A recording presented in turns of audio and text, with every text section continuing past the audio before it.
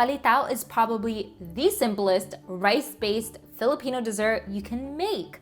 So if you've got a sweet tooth and you're lazy, make palitaw. It only takes a couple of minutes for these to cook, and the best part is you can add any flavor you want for it, and I'll show you how. Palitaw means to rise or to float, and that's because you'll know these sweet rice cakes are cooked because they'll float to the top of the boiling pot of water. I made a palitaw recipe before, but I wanted to show you guys the most basic form of palitaw, and from there you can go crazy with the flavors. So after this video, let me know in the comments below which flavors you decided to make with your palitaw. Alright, so let's get started with the most simple form of palitaw. The star ingredient to make palitaw is glutinous rice flour. So in a medium bowl, dump in 1/2 cup of glutinous rice flour, followed with 1/4 cup of room temperature water. And that's it.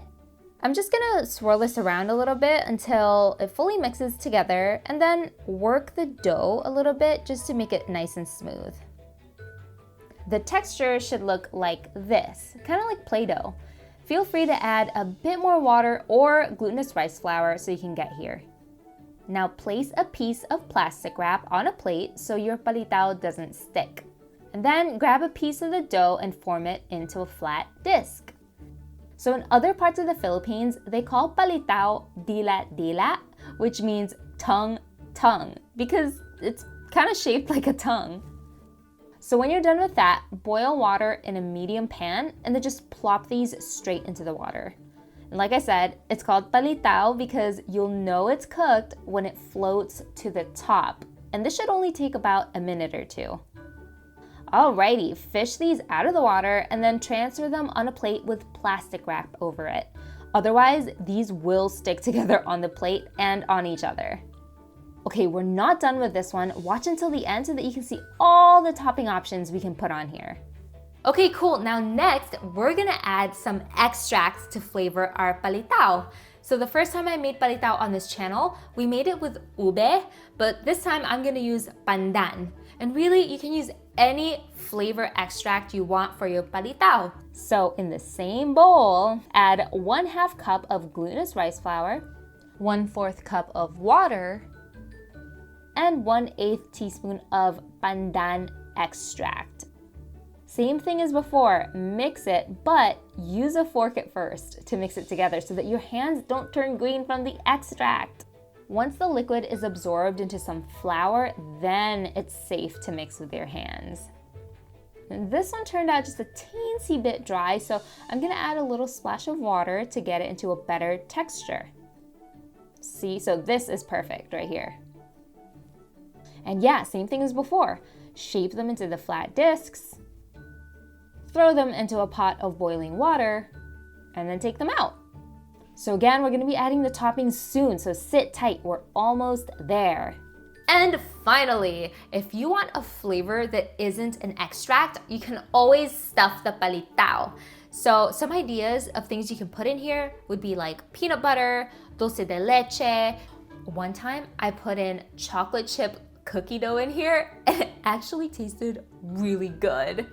All right, for this one, we're gonna mix 1 cup of glutinous rice flour and 1/2 cup of water. And hey, let's add 1/4 teaspoon of vanilla extract just because we can. Mix this all up until it's a smooth dough. Then take a piece of dough that's large enough to contain some filling. I'm gonna form this into a ball and then press to create an indent inside the dough. I'm gonna use dulce de leche because I've got leftovers from making my cookies. Just dollop as much as you think you can comfortably wrap inside the dough. Use your fingertips to gently stretch the dough out. Cover the filling with the dough, and then just roll this into a neat little ball. Now, you can keep it this way, but since we're supposed to be making palitaw and not daifuku, I'm gonna press this down just a little bit. Ta-da! And that's how you make stuffed palitaw. Repeat this for the rest of the dough. Maybe you can even change up the fillings in each one. And then plop this into the boiling water. But since these are heavier because they contain filling, the palitaw may not completely float. It'll kind of do like a handstand. But if you see it do this, then that means it's ready to take out. Woohoo! Now we've got our 3 types of palitaw. And as promised, it's time for our toppings. So the most basic form of palitaw I remember having usually has sugar and freshly grated coconut. Toasted black sesame seeds. You can also use white sesame seeds. And finally, kinako powder, which is roasted powdered soybeans. I love this stuff. All right, so for the basic palitaw, grab the white palitaw and dip it in sugar and coconut.